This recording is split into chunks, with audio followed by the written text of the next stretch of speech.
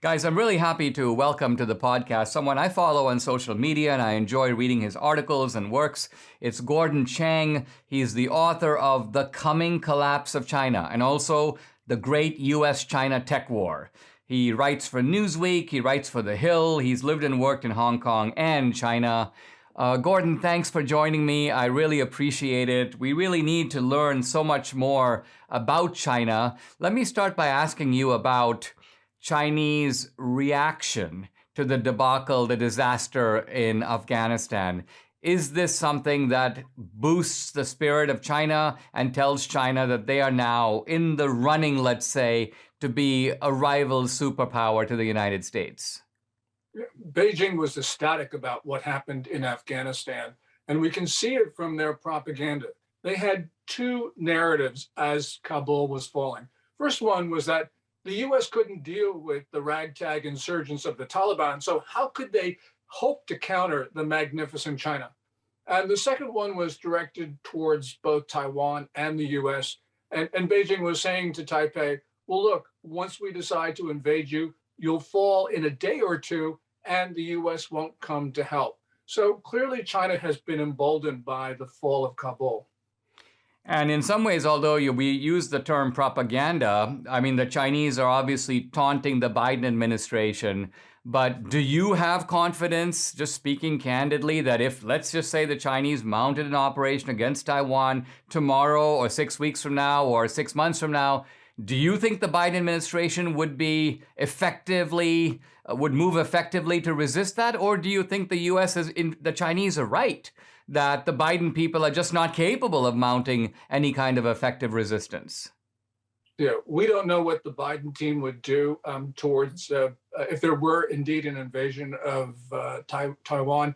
I tend to think that the United States, and this is just general policy, Dinesh, that the United States, whoever the president is, would come to Taiwan's aid for a number of reasons.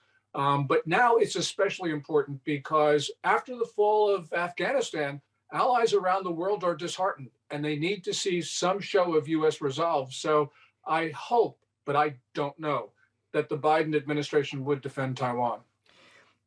Let's talk a little bit about what's going on inside of China before we turn back to the world in general.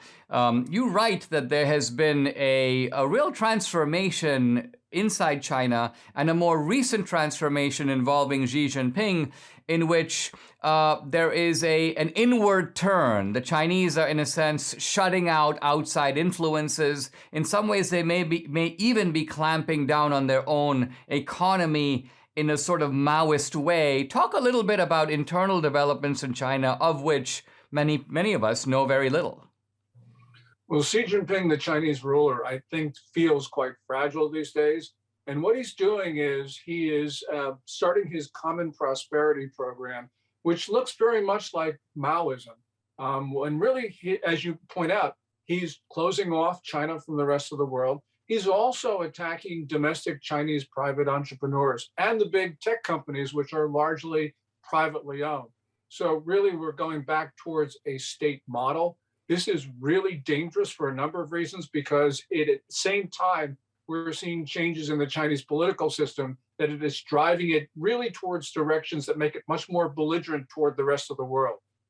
Now, Maoism, of course, married Marxism to a certain kind of Chinese nationalism.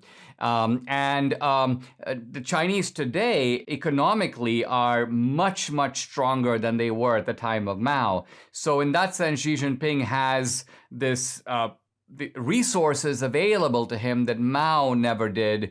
Do you think that in that sense, this new Maoism, if we can call it that, is even more formidable because it is backed up not just by greater economic might, but greater military might? Oh, absolutely. When Mao started the Cultural Revolution in 1966, he was sort of on the sidelines of power. And what he was doing was trying to rile up the Chinese people against his political enemies. But at that time, Mao didn't have the means to attack foreigners to try to create this support for himself. Well, this is not the Cultural Revolution yet, but Xi Jinping is trying to do the same thing, trying to get the support of the Chinese people against his political rivals.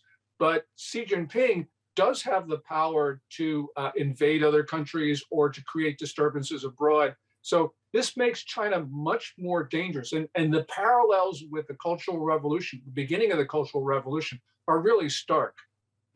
Do you think that, at the end of the Cold War, with the fall of the Berlin Wall, with the disintegration of the Soviet Empire, the Communist Party abolishing itself, many people thought that A, we now have a single superpower, America, and B, that bipolar world that defined American foreign policy in the second half of the 20th century was obsolete?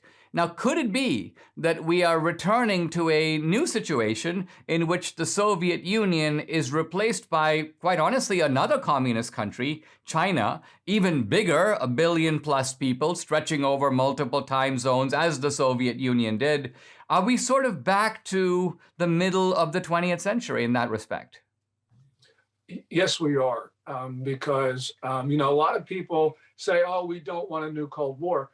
Well, the reality is that we are already in a new Cold War. And the only thing is that we Americans are so oblivious that we don't want to fight it. But China, through very malicious means, has really started this global competition. And the United States hasn't responded. And that means we're at great risk because we're not defending ourselves. When we come back, I want to ask Gordon Chang about some of the developments inside of America that go into the shaping of American foreign policy.